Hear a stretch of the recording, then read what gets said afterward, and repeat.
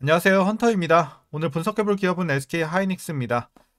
자, 하반기 들어서 이제 조정을 한번 크게 받았고요. 최근에는 박스권 구간을 유지하고 있는 상황입니다. 그리고 오늘 10% 가까운 오랜만에 급등이 좀 나와주면서 이제 박스권 상단까지 올라간 상황인데, 자, 이런 상황에서 우리 박스권 돌파하면서 이제 전고점 그리고 이 이상까지도 볼 수 있는 여력이 있을지 분석을 통한 향후 주가의 흐름 알아보도록 하겠고요. 자, 이제 보유자분들 목표가 설정부터 물려 계신 분들 대응 방법 그리고 신규 진입 관점까지 다양한 투자 전략도 함께 알아보도록 하겠습니다. 자, 이어서 수급 상황입니다. 한 달 기준으로 개인이 팔았고요. 외국인과 기관이 샀습니다. 그리고 최근까지도 거의 비슷한 스탠스가 유지가 되고 있습니다. 특히나 이제 최근 들어서 외국인의 수급이 굉장히 크게 들어오고 있는 점이 상승 흐름을 이끌고 있다 이렇게 보여지고 있고요. 개인은 이제 오랜만에 좀 크게 올라오다 보니까 이제 기존에 물려 계셨던 분들이 많이 좀 탈출을 하는 분위기입니다. 자, 이어서 신용 잔고율 보시겠습니다. 0.24% 나오고 있고요. 굉장히 낮은 수치 꾸준하게 유지가 되고 있습니다. 걱정 없고요. 이어서 공매도는 여전히 금지가 된 관계로 분석은 스킵하도록 하겠습니다. 자, 그럼 바로 재무제표 분석 시작해 보도록 하겠습니다. 2019년도 매출부터 보시겠습니다. 26조, 31조, 42조, 44조까지는 가파르게 올랐습니다. 하지만 재작년에 크게 눌리면서 32조까지 내려갔는데 작년에 뭐 AI 붐이 일어나면서 어쨌든 전년 대비 2배가 넘게 올라갔습니다. 66조, 그리고 올해는 83조가 기대가 되면서 여전히 큰 폭의 상승 흐름 유지가 될 것으로 보여지고 있습니다. 내년도 전망은 괜찮고요. 자, 영업이익 보도록 하겠습니다. 마찬가지로 꾸준하게 올랐다가 자, 최근에 굉장히 좀 크게 눌렸던 분위기였고 작년에 큰 반등, 올해 계속해서 내년까지 상승 흐름은 유지가 되고 있습니다. 뭐 매출과 비슷한 흐름이고 순이익도 마찬가지 흐름으로 좀 보시면 될 것 같아요. 그래서 실적은 상당히 좋은 상태 유지가 되고 있습니다. 이어서 분기별로 전년 대비 영업이익만 한번 비교해 보면요.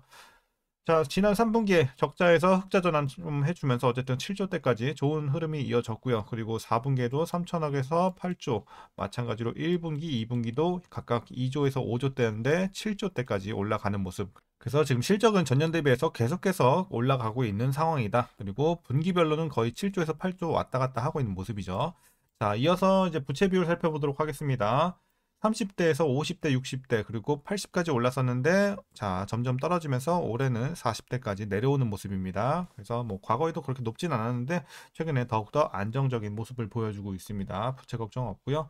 이어서 ROE 보겠습니다. 4, 9, 16, 가파른 상승 뒤에 눌렸고, 자, 작년에 큰 반등이 이어지면서 최고치를 기록을 합니다. 28, 그리고 올해는 더 좋은 수익성을 기대를 해볼 수가 있겠습니다. 31까지 올라오는 모습입니다. 그래서 수익성이 작년부터 개선이 되면서 엄청나게 좋은 상황이다라고 보시면 될 것 같고요. EPS도 뭐 마찬가지로 실적과 같은 흐름 보여주고 있죠. 주당 순이익 상당히 좋은 흐름 이어가고 있습니다. 자, 배당금 올해는 1,484원 기대가 되고 있습니다. 그래서 만일 이대로 배당을 하게 된다면 현재 종가 기준으로 계산했을 때 배당 수익률은 약 0.74% 기대해 볼 수 있겠습니다. 배당은 그렇게 크진 않습니다만 소소하게 챙겨가겠고요. 이어서 마지막으로 현재 PER 5.17배, PBR은 1.37배 나오고 있습니다. 그리고 현재 주가 밸류에이션 상황, 지금은 여전히 저평가로 보고 있습니다. 최근에 주가가 좀 반등을 해주긴 했지만 여전히 목마릅니다. 여전히 자, 저평가 구간이다. 자, 기업 가치 대비 싼 구간으로 보시면 되겠습니다. 자, 이어서 동사 관련 이슈 한번 살펴보도록 하겠습니다. 먼저 4분기 실적 보시게 되면 영업이익이 8조 1천억 원으로 직전 분기 대비 15% 증가하면서 호실적을 기록할 것으로 예상이 되고 있고요. 특히 HBM 등 고부가 제품 중심의 믹스 재고에 따른 경기 방어력을 증명할 것으로 예상이 되고 있습니다. 세트 수요 부진으로 낸드의 비트 그로스는 증가하고 이 비트 그로스는 생산량 증가율을 뜻합니다. 그래서 니트의 비트 그로스 증가 그리고 평균 판매 단가는 5% 감소했습니다. 그리고 믹스 재고의 핵심인 HBM 출하 확대로 디램의 비트 그로스 같은 경우 7% 증가, 평균 판매 단가도 9% 오르면서 호조를 지속할 전망입니다. 그리고 디램 내 HBM 매출액 비중은 자 40%를 기록할 전망으로 보여지고 있으니까 참고하시면 되겠고요. 이어서 이제 올 1분기 영업이익 보시게 되면 6조 4천억 원, 직전 분기 대비 20%좀 감소하면서 쉬어갈 것으로 보여지고 있습니다. 단기 감익 구간을 거친 이후 2분기부터는 재차 증익 사이클에 진입할 것으로 전망이 되고 있어서 우리가 크게 우려할 건 없어 보이고요. 자, 특히나 이제 신규 GPU 지원에 따른 HBM 출하 성장의 일시적 정체 속에 계절 비수기에 따른 범용 제품의 출하 가격 하락이 지속될 것으로 판단이 되고 있는 점이고요. 다만 HBM은 연간 계약 구조라는 점에서 1분기 HBM 출하 기전은 25년 남은 기간의 HBM 출하 강세와 이에 따른 믹스 재고를 의미하기 때문에 또 우리가 걱정을 그렇게 크게 안 해도 될 거다라는 내용이고, 2분기 재고 조정 안정화 맞물리면서 재차 증익 구간 우리가 기대를 해볼 수 있기 때문에 2분기부터는 또 다시 한번 기대할 수 있겠습니다. 자, 이제 월가에서 또 엔비디아에 대한 낙관론이 계속해서 쏟아지고 있습니다. 목표 주가도 엄청나게 높아지고 있고 계속해서 주목을 받고 있는 상황에서 엔비디아의 이 대표적인 수혜주인 SK 하이닉스도 상승세를 이어가고 있는 상황이죠. 특히나 지난 3분기 컨퍼런스 콜에서는 내년 상반기 HBM3 12단 제품의 비중이 8단 물량을 넘어설 것으로 예상이 되고 있다고 밝히기도 했는데요. 특히 이번 주 개막하는 IT 박람회 CES 2025를 앞두고서 AI 중심으로 관련 산업 모멘텀이 재부각될 거다라는 기대감까지 생겨나고 있습니다. 지난 2일 또한 이제 정부가 바이오와 AI 반도체 등 이쪽에 대한 연구개발 집중 투자 계획을 발표를 했죠. 그래서 시티그룹이 서버 관련 제품의 가격 상승을 전망한 점도 호재로 작용을 하고 있고요. 한편 경쟁사인 삼성전자 같은 경우 엔비디아 납품 대열에 본격적으로 진입을 하지 못해서 올해도 SK 하이닉스의 HBM 시장 우위가 지속될 것으로 보여지고 있습니다. 그래서 이런 점들 업황도 상당히 좀 호재로 다가오고 있습니다.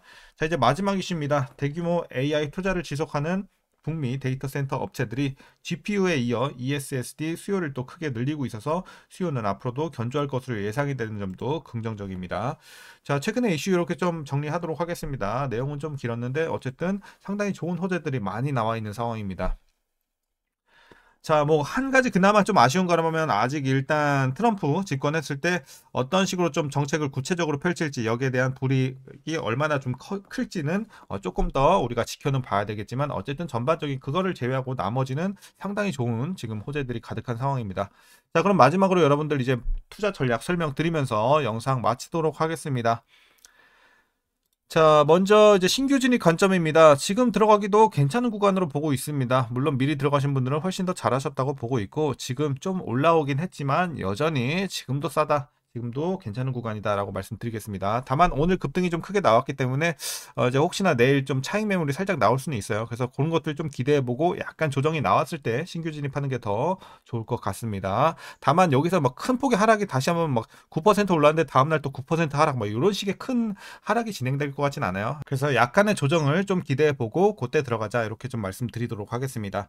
자, 그럼 이어서 보유자분들 대응 방법입니다. 먼저 목표가부터 설정하도록 하겠습니다.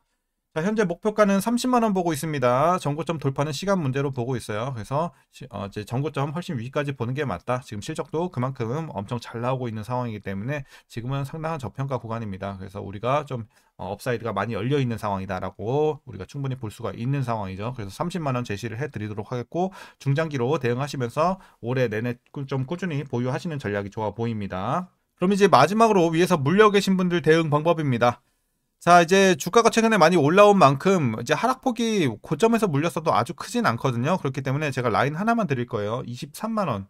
자, 23만 원 기준으로 요 밑에 평단이 위치가 되신 분들은 굳이 물탈 필요 없어요. 그냥 보유만 해 나가셔도 충분할 것 같고 어차피 여기서 물타봐야 비효율적인 거 항상 말씀드립니다. 비효율 구간. 자, 그리고 23만 원 위에 그러니까 최상단에서 물리신 분들 있죠. 요런 분들에 한해서만 아직 평단 관리가 안 되셨다면 살짝 물타서 조금 여기 23만 원 밑으로 내려주시면 좋을 것 같습니다.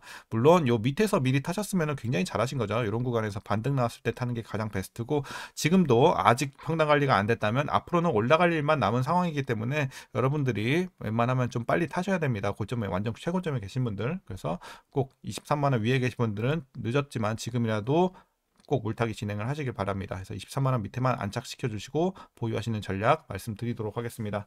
자, 오늘 영상 여기까지고요. 오늘도 그럼 시청해 주셔서 감사합니다.